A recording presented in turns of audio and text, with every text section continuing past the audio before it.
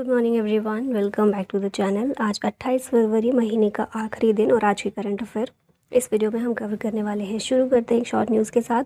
तो सबसे पहले देखिए एक्सरसाइज डेजर्ट फ्लैग 8 के बारे में। यहाँ पर ये देखिए एक्सरसाइज डेजर्ट फ्लैग 8 यूएई में 2023 में कंडक्ट होने जा रही है और इंडियन एयरफोर्स की तरफ से LCA तेजस इसमें पार्टिसिपेट करेगा। साथ ही ये फर्स्ट ओकेजन है जब LCA तेजस पार्टिसिपेट करेगा इंटरनेशनल फ्लाइंग एक्सरसाइज में इंडिया के बाहर। इसके अलावा हम देखें एक्सरसाइज डेजर्ट फ्लैग जो है मल्टीलेटरल एयर एक्सरसाइज है जिसमें UAE, France, Kuwait, Australia, UK, Bahrain, Morocco, Spain, Republic of Korea, USA इन सभी कंट्रीज़ की एयरफोर्स भी पार्टिसिपेट करेंगी। 27 फरवरी से 17 मार्च के बीच ये एक्सरसाइज कंडक्ट होनी है। क्वेश्चन पर आते हैं, when is national science day celebrated every year.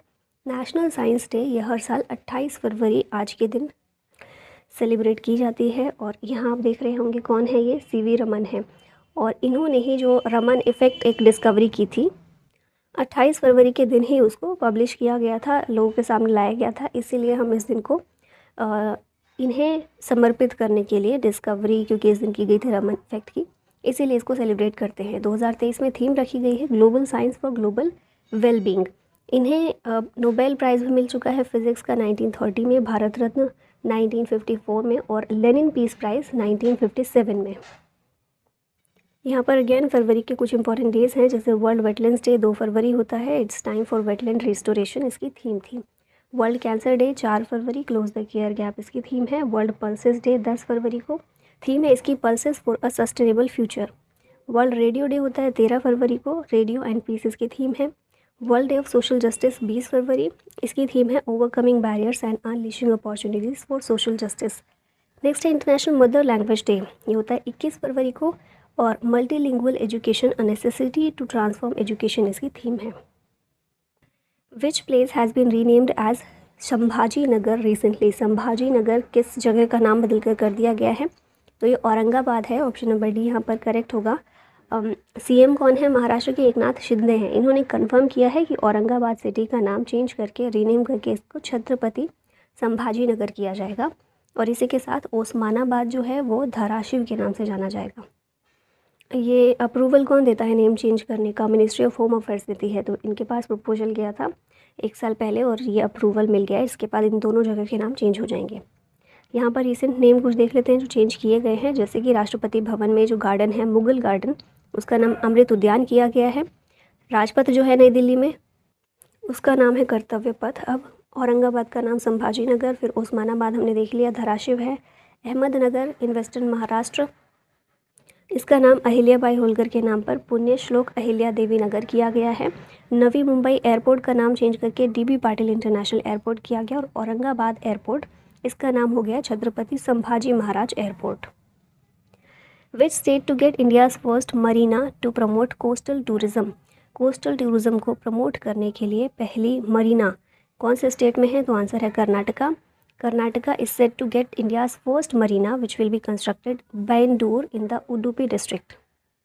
ऐसा कर्नाटक के CM बासवराज बोम्मई के द्वारा बोला गया है। ये प्रोजेक्ट जो है इनिशिएट किया गया है to promote coastal tourism in the state और कर्नाटका में ही शिवमोगा एयरपोर्ट है जिसको PM मोदी ने इनॉग्रेट किया है। आपको ये भी चीज़ याद रखनी है, शिवमोगा एयरपोर्ट कर्नाटका में।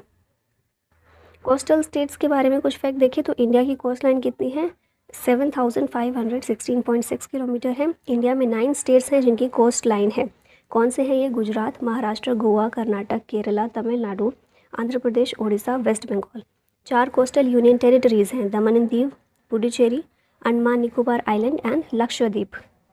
दमन एंड दीव के साथ ही दादर नगर हवेली भी इसी में ही मर्ज कर दी गई थी, तो आपको पता ही होगा। गुजरात की सबसे ज़्यादा बड़ी लंबी कोस्ट लाइन है, लॉन्गेस्ट कोस्ट लाइन गुजरात की है और अरेबियन सी के सराउंडेड है ये। फिर भारत का एक प्रोजेक्ट है इंडिया के पोर्ट्स और कोस्ट लाइन को मॉडर्नाइज करने का, ये आपको नाम याद रखना है, सागरमाला प्रोजेक्ट। ये गवर्नमेंट ऑफ इंडिया का एक strategic and customer oriented initiative है to modernise India's ports and coast lines to contribute to India's growth. Next question है, who has been appointed as the FICCI secretary general. FICCI के secretary general ये कौन बनाए गए हैं, ये हैं शैलेश पाठक। सेक्रेटरी जनरल के साथ ही डायरेक्टर जनरल भी अपॉइंट किए गए हैं और ये बनाए गए हैं अरुण चावला। ठीक है, तो दोनों आपको याद रखना है। फिक्की के डायरेक्टर जनरल डीजी रहेंगे अरुण चावला और secretary general Shailesh Pathak. FICCI 1927 में इसको स्टेब्लिश किया गया था on the advice of Mahatma Gandhi by Indian businessman J.D. Birla and Purushottamdas Thakurdas. इसका हेडक्वार्टर है नई दिल्ली में। यहाँ पर कुछ अपॉइंटमेंट देख लेते हैं, रिवाइज कर लेते हैं। तो वर्ल्ड बैंक के नए प्रेसिडेंट बने हैं अजय बांगा।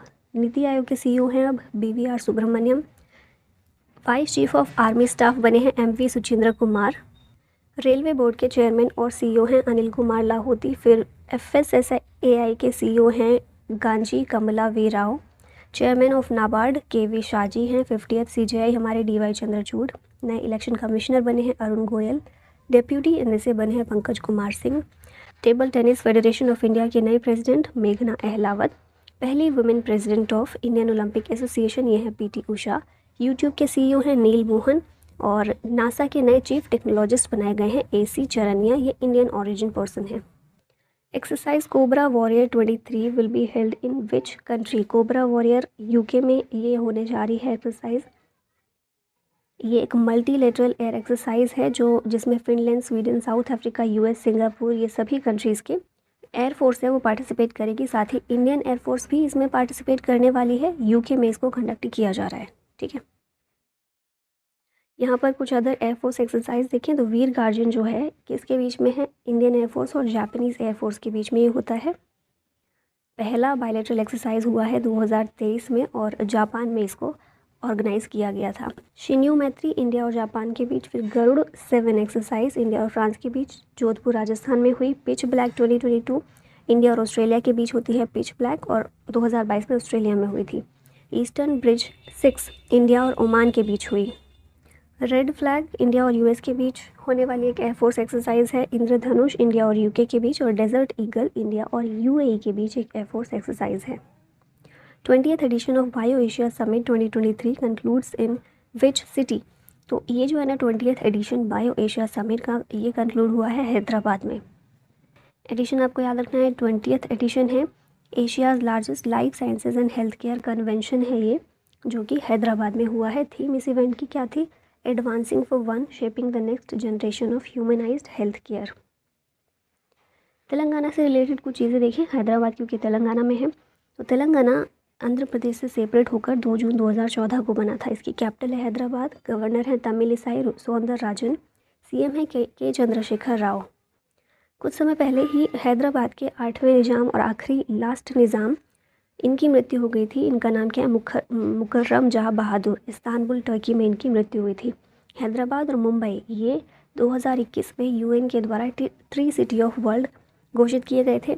इंडिया का first flow chemistry technology hub doctor Reddy's institute of life sciences Hyderabad में इसको एस्टेब्लिश किया गया है। इंडिया का फर्स्ट गोल्ड ATM और वर्ल्ड का first real time gold ATM ये है बेगमपेट हैदराबाद में।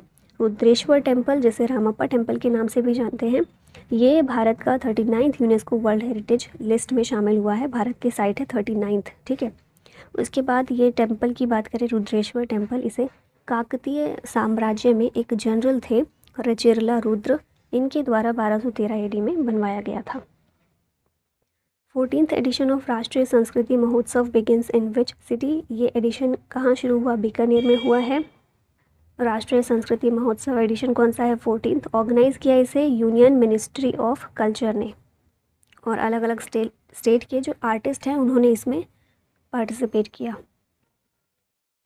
यहाँ कुछ समिट्स देखते हैं। G20 समिट 2023 में नई दिल्ली।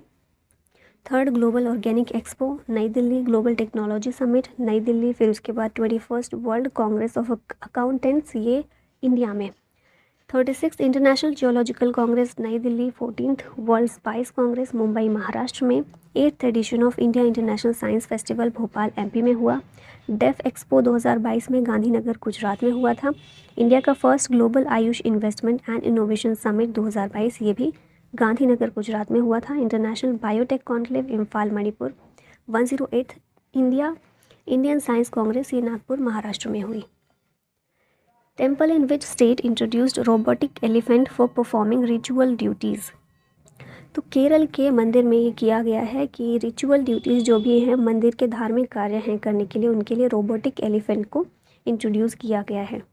ये ऐसा पहली बार हुआ है देश में किसी राज्य में। टेम्पल इन केरला, यहाँ पर ऐसा किया गया है। People for ethical treatment of animals यानी पीटा इंडिया ने एक अवार्ड विनिंग एक्टर हैं पर्वती थिरुवोथु, इनके साथ हाथ मिलाया है, यानी इनके साथ एक समझौता किया है, एक डील हुई है जिसके तहत इस एलिफेंट को इंट्रोड्यूस किया गया है। और श्री कृष्णा टेम्पल जो है यहाँ पर ये एक रोबोटिक एनिमल ये पेश किया गया सेरेमनी के दौरान। एलिफेंट स्टेट एनिमल है झारखंड, केरल और कर्नाटक का, तो ये भी आपको याद रखना है। रोबोटिक एलिफेंट कहाँ पर किया गया पेश परफॉर्म करने के लिए रिचुअल ड्यूटीज़? केरल में। और ये केरल का ही स्टेट एनिमल भी है। केरल के साथ झारखंड और कर्नाटक का भी ये एक स्टेट एनिमल है। इंडिया में कुछ एलिफेंट रिजर्व्स हैं जिनकी बात करते हैं। सिंघभूम एलिफेंट रिजर्व ये झारखंड में है। केमेंग एलिफेंट रिजर्व अरुणाचल में, इंतांकी नागालैंड में है। सोनितपुर एलिफेंट रिजर्व असम में है। फिर Lemru elephant reserve Chhattisgarh. Badalkhol Tamor Pingla elephant reserve Chhattisgarh में। और रयाला आंध्र प्रदेश में है। नीलगिरी तमिलनाडु में। वायनाड है केरल में। नीलम्बोर एलिफेंट रिजर्व है केरल में। नेक्स्ट देखते हैं, ministry of tourism organised the first snow marathon in which state और यूटी? पहली स्नो मैराथन इसको ऑर्गेनाइज किया गया है जम्मू में। किसके द्वारा? मिनिस्ट्री ऑफ टूरिज्म के द्वारा। यहाँ पर वही चीज़ें लिखी गई हैं। मिनिस्ट्री ऑफ टूरिज्म ने रॉयल स्पोर्ट इंडिया के साथ एसोसिएशन के द्वारा इसको ऑर्गेनाइज किया है। पहला स्नो मैराथन इन भडेरवाह जम्मू। और जो भी पार्टिसिपेंट्स हैं उनको ऑप्शन दिया गया है 5 किलोमीटर, 10 किलोमीटर और 25 किलोमीटर रनिंग का। ठीक है। Crown Prince and princess of which country arrived in India on 4-day visit? 4 दिन की विजिट के लिए crown Prince and princess India में आए हैं। कौन सी कंट्री के हैं ये? तो डेनमार्क के हैं क्राउन प्रिंस एंड प्रिंसेस।